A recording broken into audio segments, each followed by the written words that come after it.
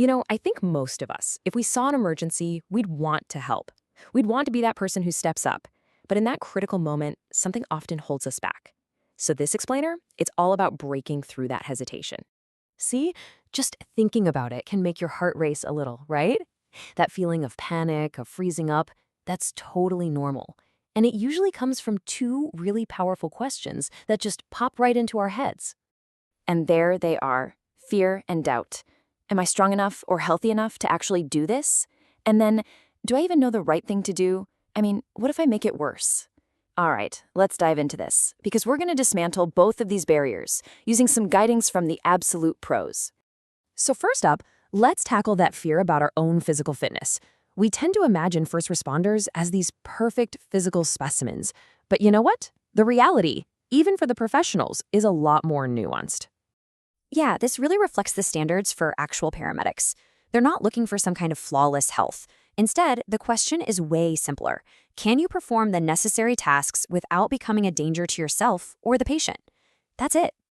So what does that actually mean in practice? Well, for the pros, things like needing glasses or having mild, well-controlled asthma, or even having old fractures from a skiing trip years ago, those are generally considered perfectly fine. They're common conditions that don't typically get in the way of doing the job. And even for stuff that sounds more significant, like diabetes or a history of back problems, it's not an automatic no. It just becomes a case-by-case decision. It really all depends on the severity, what a doctor says, and how it impacts our ability to function. So look, if these are the standards for the professionals, the bar for a bystander is simply being able to help. It's not about perfection at all. It's about taking action. Okay, so we've pretty much established you are almost certainly healthy enough. So now let's tackle the how. What do you actually do? Well, you don't need a medical degree, not at all. You just need a simple, reliable playbook. And this is where we turn to one of the most authoritative sources in the entire world, the European Resuscitation Council, or ERC. These are the folks who create the guidelines used by professionals, but, and this is key, they design them to be simple enough for literally anyone to use to save a life. The ERC defines first aid as the first critical link in the chain of survival. Think of it this way. Your job is to recognize there's a problem, assess the situation, and then take a few simple steps to keep things from getting worse before the ambulance shows up. You're the bridge. And they give us this brilliantly simple tool for this, the ABCDE approach. This is your mental checklist. A for airway, B for breathing, C for circulation, D for disability, and E for exposure. It's a structured way to assess someone, so you don't miss anything critical, and you're always addressing the most immediate threats to life first. Okay, so let's see how this assessment builds right into the most important, high-impact actions you can take. These are the skills that really make the biggest difference in a life-or-death situation. Before you even worry about breathing, you gotta check for what they call catastrophic bleeding. If you see a lot of blood, your one and only job is to stop it. Push down hard on the wound, directly. If you have gauze, use it. And for a really serious bleed on an arm or leg, a tourniquet is a true lifesaver.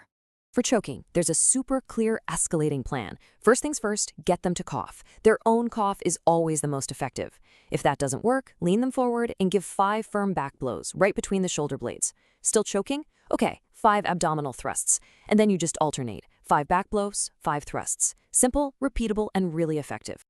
Now, if someone is unresponsive, but they are breathing normally, you need to protect their airway. The recovery position looks kind of complicated, but it's surprisingly simple. You just use their own limbs as levers to gently roll them onto their side. This keeps their airway open and, importantly, prevents them from choking if they vomit. In a really traumatic situation like an amputation, the priority is always the person. Stop the bleeding first. But as a secondary action, preserving the part can actually make reattachment possible. The key here is to keep it cold but not frozen. Wrap it up, put it in a waterproof bag, and then place that bag in some cold water. Okay, so having the knowledge is one thing, but having the right tools on hand, that can make you a much more confident and effective helper. And I'm not talking about a simple kit for scrapes and cuts. We're talking about a life-saving kit.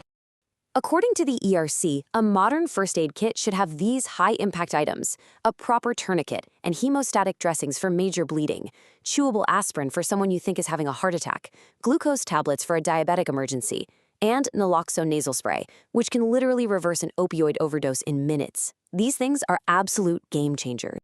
So let's bring all this together. It is so easy to think of yourself as just a bystander, right? A witness to an emergency. But that's just the wrong way to look at it. You're not a bystander. You are a participant. This single sentence from the European Resuscitation Council, it says it all. The entire system of emergency response, the paramedics, the doctors, the hospital, it all starts with that first link. And without it, the rest of the chain can just fall apart. That first link, that's the person who is there when it happens. You don't have to be perfect. You don't have to be a superhero. You just have to be prepared to act. The knowledge is simple, and as we've seen, the physical barriers are way lower than you think. You absolutely have what it takes to be that crucial first link. So the only question left is, are you ready to be?